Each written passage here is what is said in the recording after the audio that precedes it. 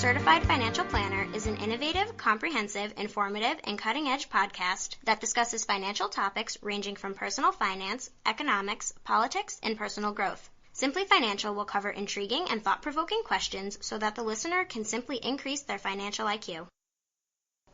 Welcome to the Simply Financial podcast. This is Christopher Calandra, your host. This is Season 4, Episode number 3. On today's episode, we're going to change things up a little bit. In a moment, I'll bring on Lindy Brock, who has worked very closely with me for going on 6 years now. We do a lot of servicing of clients jointly. She's licensed, studying for her Certified Financial Planner designation, and is literally my right-hand man, if you will, even though Lindy is a woman. And so we put together today just some discussion items about when we're meeting with somebody who is not a client, kind of how this conversation goes, what we're looking at, what we're trying to accomplish, how the flow of the meeting, the initial meeting, is likely to go. So Lindy will kind of take the lead in today's conversation, sort of interview me. She does lots of meetings on her own. We do an awful lot of meetings jointly. And then there's some times where I do the meetings, but then she and I do a debrief afterwards. But she's always involved in the process of working with a potential client. So, Lindy, thanks for taking a few minutes out of your busy day to cover this with me. Sure, Chris.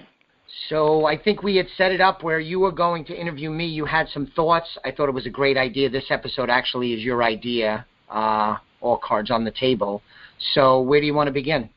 So I wanted to start out because one of the reasons I wanted to do this is for people that haven't been through this process before, and they may have never even talked with a financial advisor. And if they have, they may only have one aspect of the financial world and not really know the financial planning process.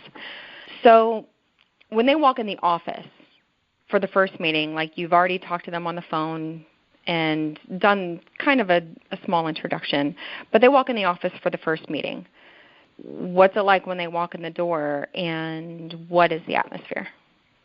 So I'll say in most instances, even before this, Lindy, if I'm speaking with the person, I'll explain a little bit up front, even prior to us meeting, that the purpose of this meeting is to exchange information and see if there's a common basis to take next steps, which would be a second meeting. So when the prospect comes into the office for the first meeting, we want to be friendly, casual, want to create a very comfortable atmosphere because we want to have open communication with them. So anything we can do with our verbal cues, our body language, how we could set up the office, including the dynamic of how we sit together in the conference room, is all meant to create a casual, conversational, informal environment where we could have open communication.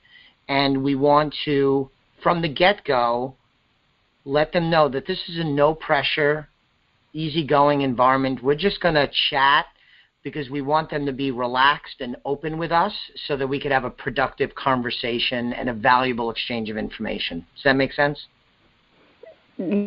Perfect sense. And you gave the answers that I was wanting to hear. So, and you've seen this in action, I mean, yeah, a ton, right? Do I accurately describe what happens when we sit down with somebody who we maybe never met before, or they may have come to one of the events where they've heard us speak? Absolutely. And you're correct in saying that the main goal is just to make them comfortable and get them to open up. So you get down, you sit down and you have your, small chat to get them comfortable.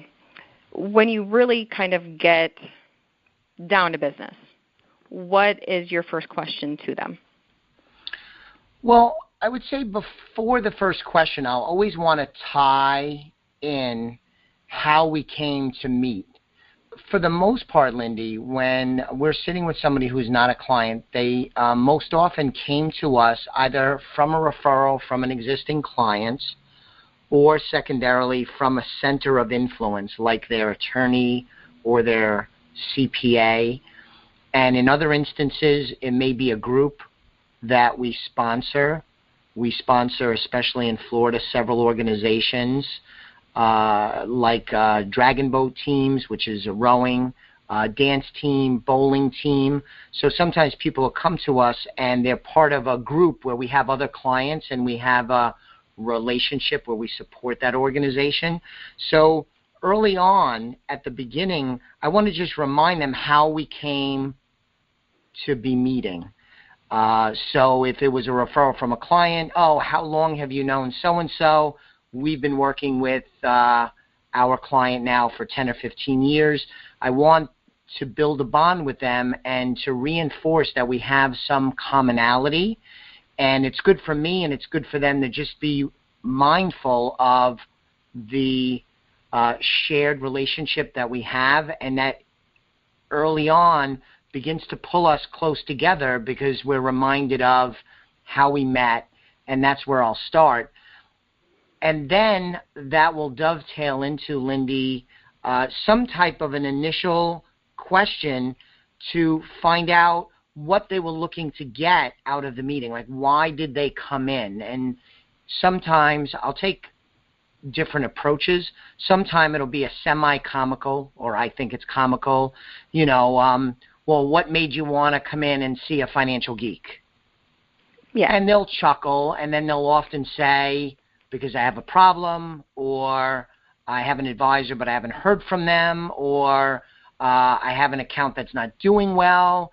They'll open up with something that was driving them to take time out of their busy day to come in or to allow us to come to them to sit down and have that conversation. So that's usually the first question, to try and find out early on a little bit of what's motivating them to have this conversation. Good. So they get that out, and what are some follow-up questions that you have from that? Do you sort of let them ramble and talk and get out their side? Do you respond immediately? What's your reaction to their response? Sure. It's a difficult question, Lindy, because it's art over science, and there isn't an exact process for this. In the scope of the initial meeting, there is a process. There is information that I do want to get and goals that I do want to achieve to have it be a productive meeting and set the stage for a potential second meeting where we can make a proposal. But the flow of the conversation will be different in each circumstance. So depending on what the answer is to the initial question will help me judge how I want to proceed. And I think, again, this isn't process-driven. This is me having been in the business for 27 years, having done hundreds, if not thousands, of meetings with a variety of people, different ages, ethnicities, economic backgrounds, investment sophistication. But let's talk about some examples. At some point, depending on the question, I may go directly into what we would say is the fact find, because at some point in the meeting, in all likelihood, I'm going to want to find out kind of the nuts and bolts. I'm going to want to find out their date of birth, their income sources, find out about their asset inventory, how much is in the bank, how much do they have in retirement accounts, where are those retirement accounts, are they putting money in, or are they taking money out, are they married, do they have children, are they employed, are they retired, and I'm going to build my fact finder. Now, I'm a little old school at 49 years old. I do this by paper and pen. We have, as you know, Lindy, a formal questionnaire. I know the questionnaire in and out. I know the information I want to get, but I'm not, and you aren't either, even though you don't have as much experience as I do. You have plenty of experience where we're going to get the information that's on the questionnaire, but we don't have to go question 1, question 2. We could jump around, let nature take its course in the conversation. So going back to your question, most often I'll go into some portion, if not all, of the fact find.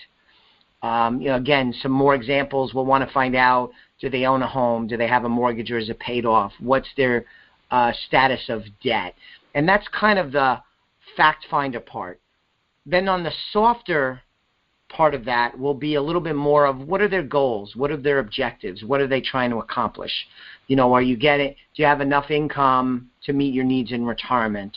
Do you feel that you're organized? What are some of your goals and priorities? So that's what I'll do. In some instances, though, I'll contradict myself now. In some instances, depending on how they answer the initial question, it may not make sense to go right into the fact find, in which case I'm going to dig in and explore a little bit more of what they told me. So let's use an example, and this happened with a meeting I had recently where the person described that they have a relationship with an advisor and they're not pleased with it. So my judgment in the moment was not to go into the fact find, but to ask some open-ended questions about what was going on in the relationship. How long did it last? Was it ever good, or was it always disappointing? What was it that happened that really caused them to take action and to seek a second opinion? Find out if they're meeting with other people, and how that, are they meeting with some of my competitors? What was their experience? So I'll delve into the topic a little bit more. It might seem inappropriate or counterproductive to jump right into the fact find. So that's, again, a little bit of the art. In all likelihood, 2 pathways: either dig into the primary answer to the initial question, or go into the fact find so I could begin getting more information on who they are, where they are, and get an idea of their financial standing. I know that was long-winded, but did I paint a pretty good picture? A little bit. I think so. All right. So now that you jumped into the fact find, I mean, that's a lot of questions, and it's very personal information that, some people don't feel comfortable sharing. Why is that information even relevant or necessary?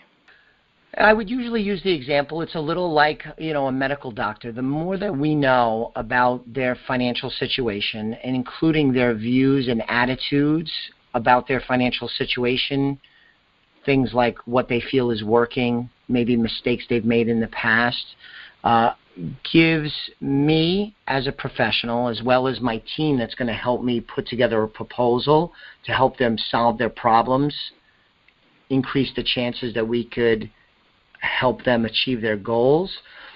So I need this information so that I could make an informed recommendation when the time is right. It's not probably going to be at the first meeting, but by compiling that information, getting a sense of the nuts and bolts, as well as a little bit of who they are, what their goals are, and what's important to them, will allow me to use my technical skill set, my deep experience in financial services and financial planning, to be able to help them improve upon what they've already been doing. In the off chance that you have somebody that is resistant and doesn't want to give you information, or is just being really resistant, how do you move forward from that? It's a good question. I think that if someone is listening to this podcast and they don't know you or I, Lindy, they may think that this happens a lot, but it really doesn't happen a lot. And the reason is that there was a purpose on why they took out their time to come meet with us. And most times there's some warmth in the relationship. In other words, they know us somehow. They're typically not going to look in the yellow pages and find us. We do, with that said, meet with an increasing number of people who do searches online and find us. But that's still a minority of the meetings that we're talking about today, Lindy and I. So most times they're going to be open. And going back to the beginning,